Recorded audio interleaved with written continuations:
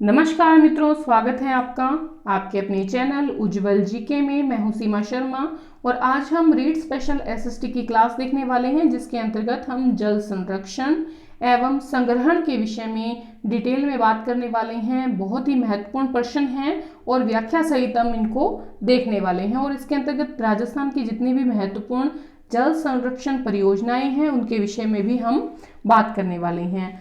सबसे पहली बात तो देखिए, विश्व में 2.7% जो है वो जल मानव के लिए उपयोगी है, ठीक है। और मात्र 0.01% जो है वो नदी नालों में है पानी, और 0.35% जो है वो झीलों और जल ग्रहण क्षेत्रों में है, और 22.4% जो जल है वो भूमि के अंदर है, और जो 77% जल है वो पृथ्वी के जो ध्रुव हैं वहां पर बर्फ के रूप में स्थित हैं। तो चलिए पढ़ना शुरू करते हैं। जल संग्रहण और संरक्षण। मित्रों, छोटी सी गुजारिश है, हमेशा की तरह अगर आप उज्जवल जी के चैनल पर नए हैं या फिर आपने उज्जवल जी के चैनल को सब्सक्राइब अभी तक नहीं किया है तो प्लीज़ चैनल को सब्सक्राइब करें, पास के बेल आइकन को प्रेस करें ताकि नई वीडियो की नोटिफिकेशन आपको समय रहते मिलती रहे।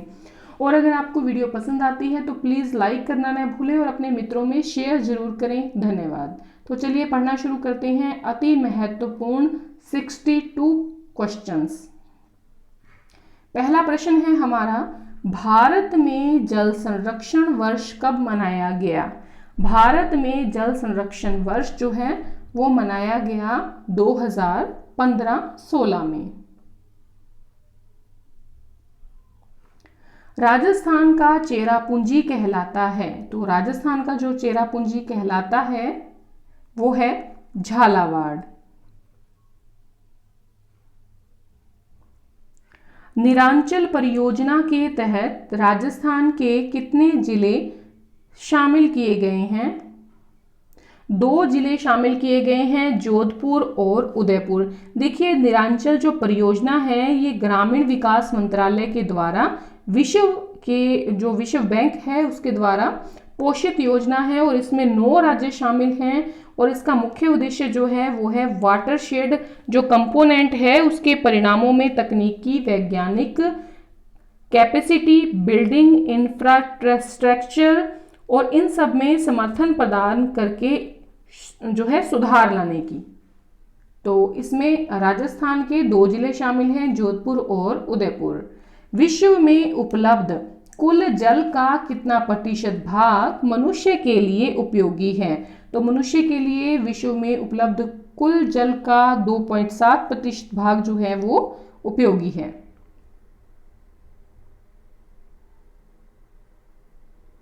कृषि जल के सर्वोत्तम उपयोग की तकनीक कौन सी है? कृषि जल के सर्वोत्तम उपयोग की जो तकनीक है वो है ड्रिप सिंचाई पद्धति और फव्वारा सिंचाई पद्धति।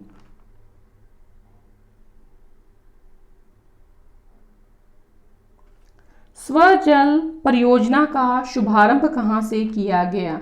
जो स्वजल परियोजना है उसका जो शुभारंभ किया गया है वो करौली जिले के भीखमपुरा गांव से किया गया है, और ये 27 फरवरी 2018 को इसका जो है शुभारंभ किया गया है। और ये इसका उद्देश्य क्या है? स्वजल परियोजना का पेयजल कार्यक्रम है ये एक, और पूरे साल स्वच्छ पेयजल मिलता रहे इसके लिए स्वजल परियोजना जो है वो शुरू की गई है। इसमें 90% खर्चा सरकार का होगा, केंद्र सरकार का, और जो 10% खर्चा होगा, इसमें 90% जो खर्चा होगा वो सरकार का होगा और 10% खर्चा समुदाय उठाएगा। राजस्थान में देश के कुल उपलब्ध जल संसाधनों का कितने प्रतिशत है? तो राजस्थान में देश के कुल उपलब्ध सतही जल संसाधनों का 1.16% है। देखिए, अगर राजस्थान में औसत वर्षा देखी जाए तो 58 सेमी है, 58 सेमी, और जो पानी की मात्रा है वो प्रति व्यक्ति है 800 घन मीटर।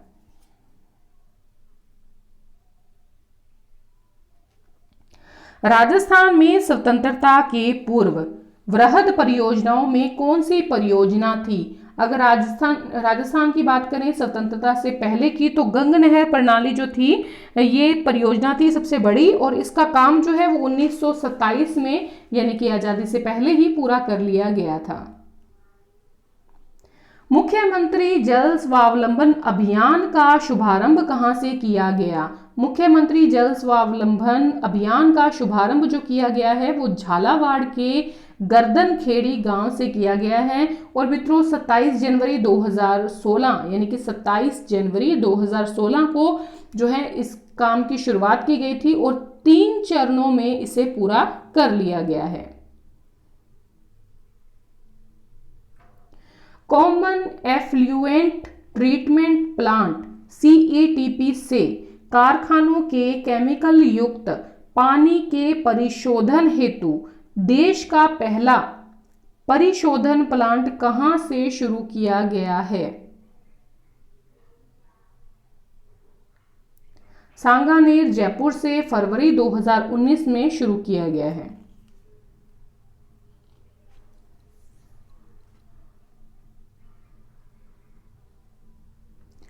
राजस्थान में घरों में वर्षा जल को संरक्षित कर बाद में काम में लिया जाता है। यह वर्षा जल क्या कहलाता है? तो ये वर्षा जल पालर पानी कहलाता है। भारत का सर्वाधिक फ्लोराइड प्रभावित राज्य कौन सा है? राजस्थान। राजस्थान में जल नीति कब से लागू की गई है? सन 2010 से।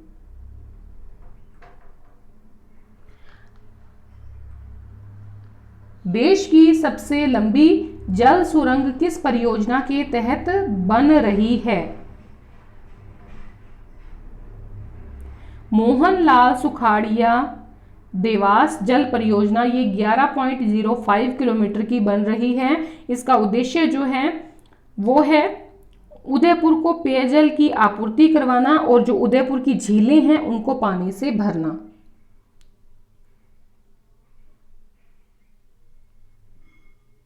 इसी के साथ एक प्रश्न और भी है कि देखिए देश की फिलहाल जो मौजूदा सबसे लंबी जल सुरंग है वो किस परियोजना के तहत बनाई गई है, मतलब मौजूद है? तो वो है मानसी वाकल परियोजना। ये 4.6 किलोमीटर है और ये भी उदयपुर में है और उदयपुर को जल की आपूर्ति के लिए बनाई गई है। और ये जो आपके मानसी वाकल परियोजना है ये हिंदुस्तान जिंक लिमिटेड की 70:30 की भागीदारी की साझी परियोजना है। मतलब राजस्थान का 70% हिस्सा है और हिंदुस्तान जिंक लिमिटेड का 30% हिस्सा है मानसी वाकल परियोजना में। उदयपुर को जल आपूर्ति के लिए जो है ये परियोजना बनाई गई है और ये है 4.6 किलोमीटर की। फिलहाल देश की सबसे लंबी जल सुरंग परियोजना यही है मानसी वाकल परियोजना। लेकिन अगर मोहनलाल सुखाड़िया देवास जल परियोजना जो कि बन रही है वो जब तैयार हो जाती है तो वो देश की सबसे लंबी जल सुरंग परियोजना कहलाएगी।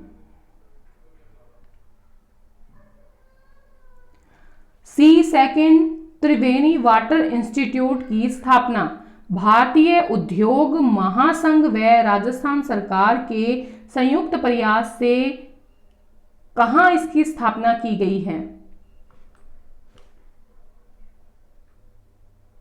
जयपुर में की गई है।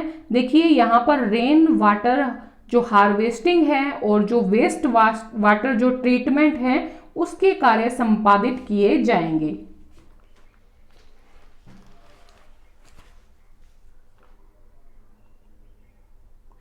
वर्तमान में जल संकट के कारण क्या हैं? देखिए उद्योगों में जल का बेहिसाब प्रयोग किया जाना, शहरों कस्बों घरों में जल का अत्यधिक अपव्यय किया जाना, अकुशल कृषि जल प्रबंधन, ये सभी जो हैं ये वर्तमान जल संकट के महत्वपूर्ण कारण हैं।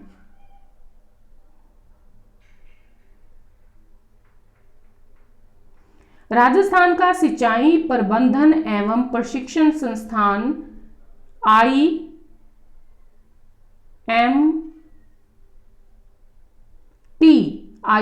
कहां पर स्थित है? ये कोटा में स्थित है। IMTI जो है यानी कि राजस्थान का सिंचाई प्रबंधन एवं प्रशिक्षण संस्थान ये कोटा में स्थित है।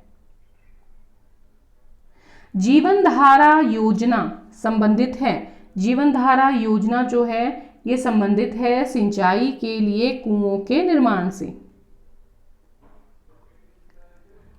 राजस्थान में जल संरक्षण के लिए पहली बार फव्वारा सिंचाई पद्धति को अनिवार्य रूप से किस परियोजना के तहत लागू किया गया?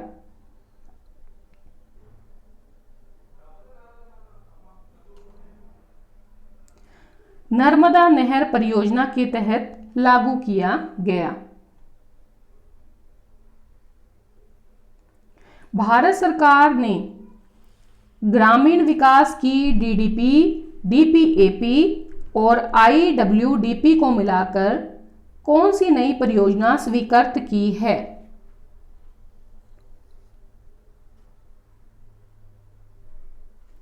समन्वित जल ग्रहण प्रबंधन परियोजना स्वीकृत की है। इसमें केंद्र 90% योगदान देगा और राज्य 10% राशि जो है वो लगाएगा।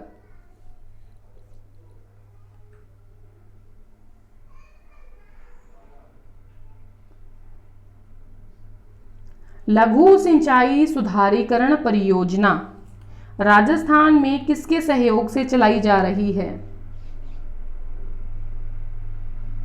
ये जापान की अंतर्राष्ट्रीय सहयोग एजेंसी जो है उसके द्वारा चलाई जा रही है। फिलहाल JBIC जो है जापान की अंतर्राष्ट्रीय सहयोग एजेंसी JBIC इसके द्वारा चलाई जा रही है और 26 जिलों के जो 518 जो लघु सिंचाई परियोजनाएं हैं उनका जीर्णोद्धार इसके अंतर्गत किया जा रहा है।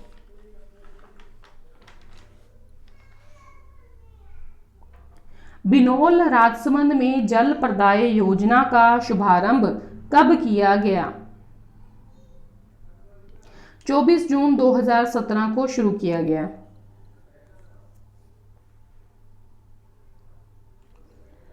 केंद्रीय वन एवं पर्यावरण मंत्रालय ने हाड़ौती की परवण सिंचाई परियोजना को स्वीकृति कब प्रदान की है? 23 जनवरी 2017 को जो है केंद्रीय वन एवं पर्यावरण मंत्रालय ने हाड़ौती की परवण सिंचाई परियोजना को स्वीकृति प्रदान की है। राजस्थान नदी बेसिन व जल संसाधन योजना विधेयक 2015 को पारित कर नदियों को जोड़ने का कानून बनाने वाला राजस्थान देश का राज्य बना है। प्रथम।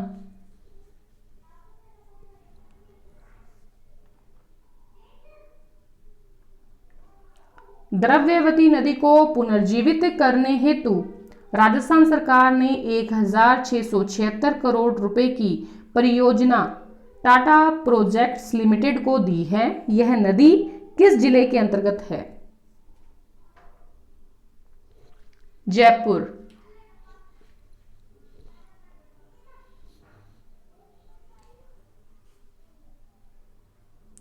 Rajasthan centre of excellence for water resource management की स्थापना किस देश के सहयोग से की गई है? देखिए ऑस्ट्रेलिया के सहयोग से की गई है। देखिए राजस्थान में WSSO कार्यालय के अंतर्गत ये सेंटर जो है संचालित है और पश्चिम बंगाल के बाद राजस्थान देश का दूसरा ऐसा राज्य है जहां इस सेंटर की स्थापना की गई है।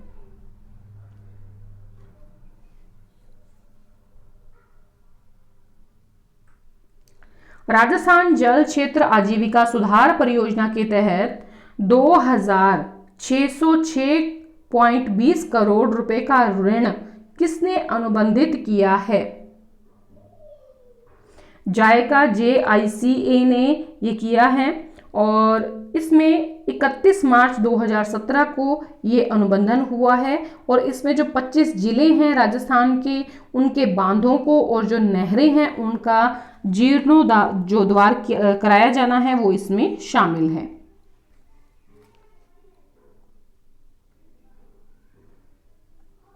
वैज्ञानिक पद्धति से राजस्थान ड्रिंकिंग वाटर ग्रिड की स्थापना कब की गई? 2014-15 में की गई है। देखिए इसमें राज्य को पेयजल उपलब्ध करवाने के लिए 2 परियोजनाएं बनाई गई हैं। पहली है माही बजाज सागर के पानी को जैसमंद झील में उपलब्ध करवाने के लिए 450 करोड़ रुपए का प्रावधान है। दूसरा है सूरजपुरा वाटर ट्रीटमेंट प्लांट में अतिरिक्त जल जो शोधन क्षमता है उसको विकसित कर बालावाला तक 97 किलोमीटर लंबी दूसरी मुख्य पाइपलाइन बिछाई जाएगी।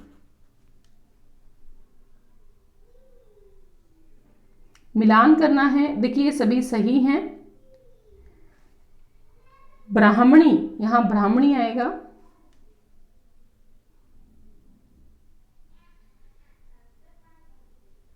ब्राह्मणी बनास परियोजना, देखिए ये बीसलपुर बांध से संबंधित है। जयपुर, अजमेर और जो टोंक है इससे लाभान्वित होंगे इस परियोजना से। फिर है बिनोल जल प्रदाय परियोजना, ये राजसमंद से संबंधित है। 24 जून 2017 को ये शुरू हुई है। गरदड़ा वृहद पेयजल परियोजना, ये बूंदी से संबंधित है, बूंदी जिले से।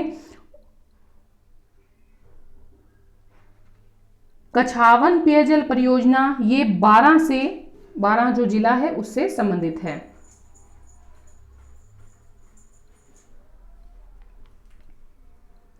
बाड़मेर जिले की गुड़ामेलानी जो तहसील है उसके 177 गांवों को स्वच्छ पेयजल उपलब्ध कराने हेतु किस परियोजना का शिलान्यास किया गया है? तो नर्मदा गुड़ामलानी पेयजल परियोजना की शुरुआत की गई है।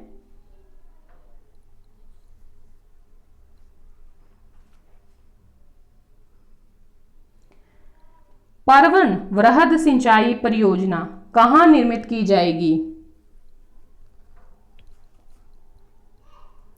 झालावाड़ में। यमुना जल समझौते में कौन कौन से राज्य शामिल हैं?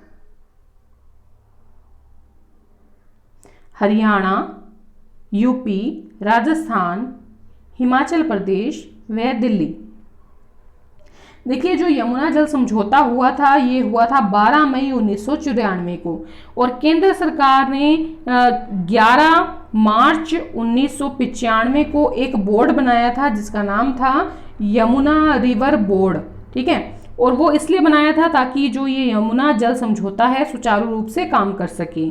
और राजस्थान को इस यमुना जल समझौते के अंतर्गत 1.119 BCM पानी जो है वो आवंटित किया जाता है। कितना पानी आवंटित किया जाता है? 1.119 BCM जल जो है वो राजस्थान को दिया जाता है यमुना जल समझौते के अंतर्गत। देश के कुल सिंचित क्षेत्र का कितने प्रतिशत क्षेत्र राजस्थान में है? तो ये 9.2% जो है वो है राजस्थान में। और राज्य का अगर बात करें तो राज्य का लगभग 2.3 जो कृषि क्षेत्र है वो वर्षा पर जो है आधारित है। अब मिलान करना है, ये सभी सही हैं। तकली परियोजना देखिए कोटा से संबंधित है। पिपलाद सिंचाई परियोजना अकलेरा झालावाड़ से संबंधित है। गागरीन सिंचाई परियोजना पिड़ावा झालावाड़ से संबंधित है। लहासी सिंचाई परियोजना छिपा बड़ौद बारां से संबंधित है। राजगढ़ सिंचाई परियोजना ये राजगढ़ झालावाड़ से संबंधित है।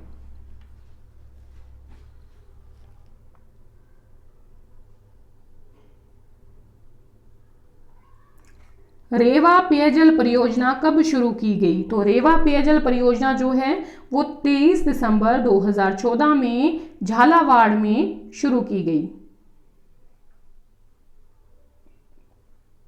राष्ट्रीय झील संरक्षण परियोजना NLCP के तहत कौन सी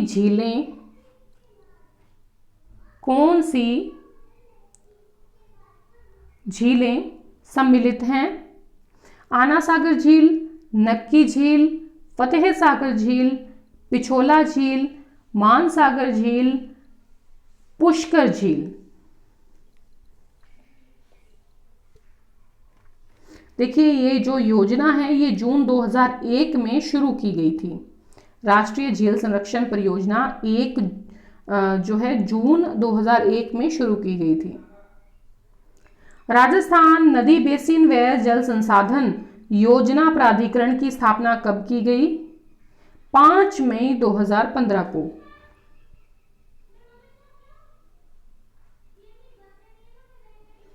शारदा यमुना लिंक परियोजना किन राज्यों से संबंधित है? ये शारदा और यमुना दो नदियां हैं, उनके आधार जो है शारदा और यमुना का जो पानी है वो बाड़मेर, जैसलमेर, सिरोही जिले तक लाने की प्रस्तावित योजना है राजस्थान में। तो ये शारदा यमुना लिंक परियोजना जो है यूपी, हरियाणा, राजस्थान व गुजरात से संबंधित है। और खास तौर पे राजस्थान में इसमें जो जिले शामिल हैं वो हैं बाड़मेर, जैसलमेर और सिरोही।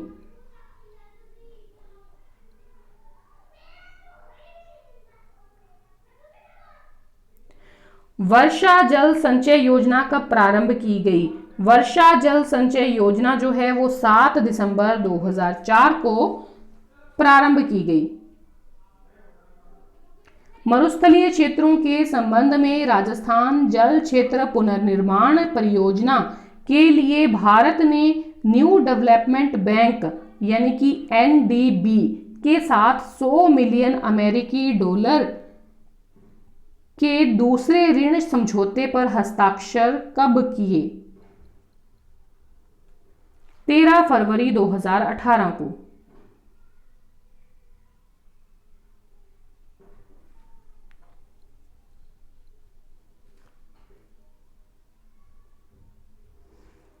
राजस्थान के प्राचीन जल संग्रहण स्रोत हैं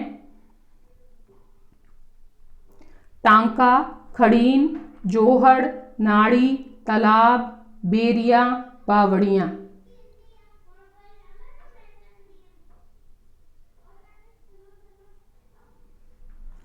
राजस्थान में जल संग्रहण हेतु भूमिगत जल आधारित संरचनाएं कौन सी हैं?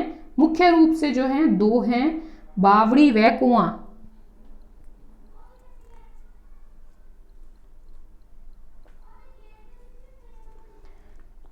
कृषि भूमि की सिंचाई में अत्यधिक जल का उपयोग करने से उत्पन्न समस्या जिससे जमीन अनुपजाऊ हो जाती है वो है जलग्रस्तता।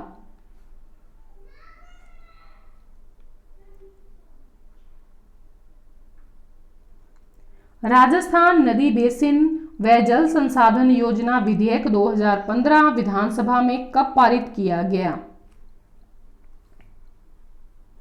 8 अप्रैल 2015 को।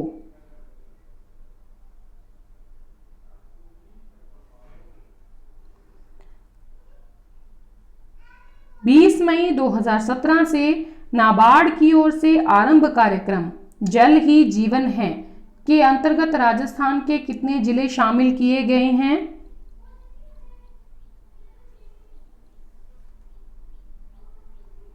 देखिए 8 जिले शामिल किए गए हैं। अलवर, जोधपुर, चूरू, नागौर, बाड़मेर, जैसलमेर, उदयपुर व बीकानेर।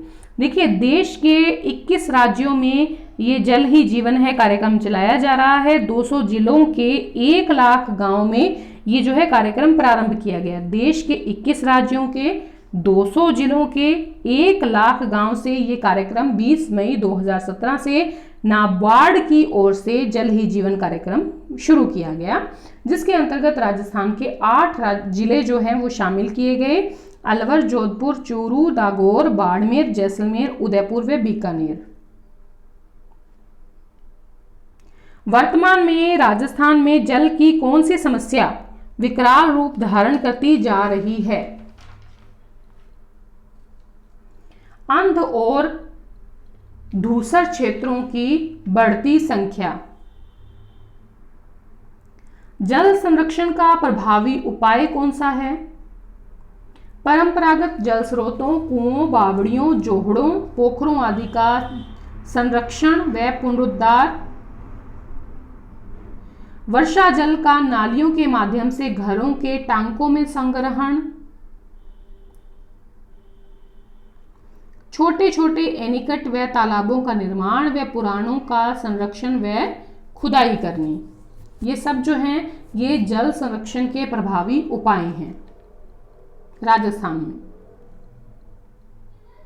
जलमणि परियोजना क्या है?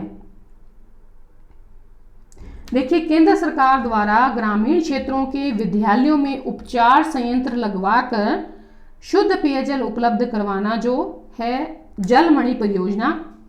और इसके अंतर्गत 100% जो कार्यक्रम है वो भारत सरकार के द्वारा आयोजित किया गया है, मतलब सारा पैसा केंद्र सरकार लगाती है।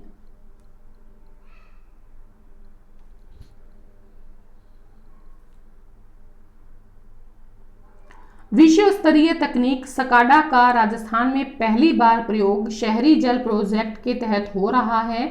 इसका पूरा नाम क्या है?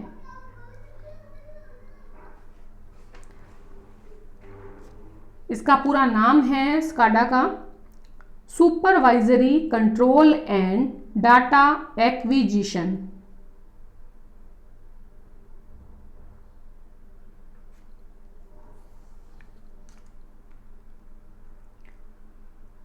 फोर वाटर कॉन्सेप्ट क्या है? फोर वाटर कॉन्सेप्ट क्या है? देखिए, 4 चीजें हैं, वर्षा जल, सतही जल, मृदा जल व भूजल। इनका राजस्थान में समुचित उपयोग हेतु राजस्थान की विभिन्न नदियों पर माइक्रो सिंचाई परियोजना और चेक डैम के काम शुरू करवाना फोर वाटर कॉन्सेप्ट का मीनिंग है।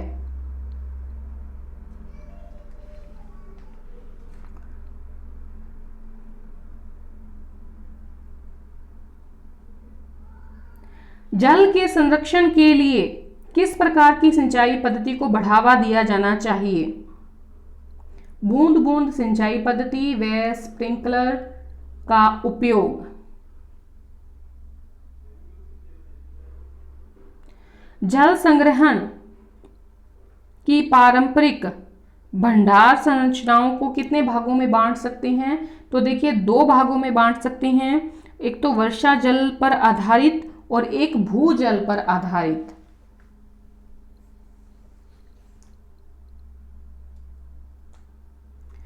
वर्षा जल पर आधारित जल संग्रहण के पारंपरिक साधन कौन कौन से हैं? टांका, नाड़ी, जोहड़, खड़ीन, सर, ताल, बावड़िया। ये वर्षा जल को इकट्ठा करने के संसाधन हैं।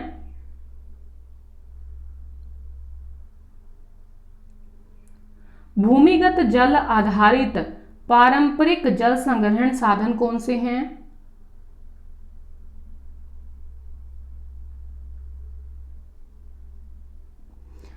मुख्य रूप से कुएं व बावड़ी।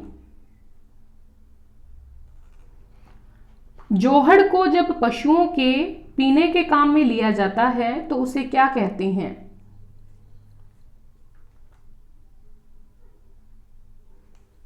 टोपा। टांके के लघु रूप को क्या कहते हैं? कुंडी। देखिए, टांका प्राय गोल होता है और हवेलियों में चौकोर भी बनाए जाते थे या बनाए जाते हैं। नाड़ी में वर्षा जल कितने महीनों तक भर कर रख सकते हैं? 2 से 8 महीने तक भर के रखा जा सकता है। एक प्रकार का पोखर होता है, नाड़ी जो होती है वो एक प्रकार का पोखर होता है। इसकी जो गहराई होती है वो 3 से 12 मीटर तक होती है और इसका प्रयोग एक गांव या अधिक गांवों के लिए किया जा सकता है। जोहड़ को और किस नाम से जाना जाता है? ताल के नाम से भी जाना जाता है। देखिए, जोहड़ जो है इसमें 7 से 8 महीने तक पानी रख सकते हैं। ये नाड़ी से बड़ा होता है, इसमें सीढ़ियां और घाट भी बने होते हैं। इसकी पाल जो होती है वो पत्थरों की बनाई जाती है।